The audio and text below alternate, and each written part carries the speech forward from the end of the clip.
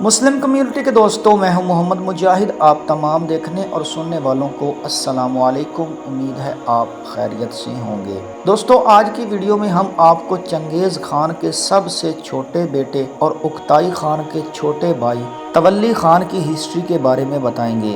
Video شروع کرنے سے پہلے نئے آنے والے دوستوں سے گزارش ہے ہمارے چینل کو سبسکرائب کر دیں اور بیل آئیکن کے بٹن کو دبا دیں تاکہ ہماری آنے والی ہر ویڈیو آپ تک بر وقت پہنچتی رہے۔ دوستوں، جس زمانے میں اکتائی خان زندہ تھا، اس کا چھوٹا بھائی تولی خان، جو چنگیز خان کا سب سے چھوٹا بیٹا تھا، اپنے بھائی کے پاس رہتا اور اس کی فوج کا سپہ سالار تھا۔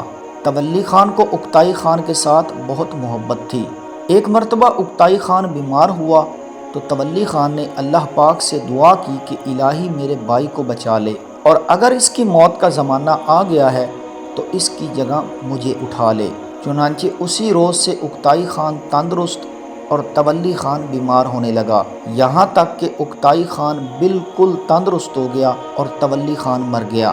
تولی خان کے 4 بیٹے تھے: منکو خان، قبیلہ خان، ارتک بوکا، ہلاکو خان۔ ان چاروں بھتیجوں کو اکتائی خان بہت عزیز رکھتا تھا۔ اکتائی خان کی وفات کے بعد اس کا بیٹا کیوک خان، جو منگول حکمران بنا، وہ بھی اپنے ان چچا زاد بھائیوں کے ساتھ بہت رعایت اور مروت رکھتا تھا۔ کیوک خان کی وفات کے بعد باتو خان، جو جوجی خان کا بیٹا تھا، خاندان چنگیزی میں سب سے زیادہ طاقتور اور دانا حکمران سمجھا جاتا تھا۔ سب نے باتو خان کی طرف رجوع کیا کہ اب بتائیے کس کو تخت سلطنت پر بٹھایا جائے۔ باتو خان نے فیصلہ کیا کہ کیوک خان کے بعد اب منکو خان سے زیادہ اور کوئی مستحق سلطنت نہیں ہے۔ اکثر سرداروں نے اس کو پسند کیا، لیکن بعض نے اس کی مخالفت کی، مگر معمولی زد و خورد کے بعد منکو خان کی حکومت و سلطنت قائم ہو گئی۔ دوستوں، جیسے اکتائی خان بھی دین اسلام قبول کر چکا تھا، لیکن اس نے اپنا مذہب چھپا کر رکھا تھا،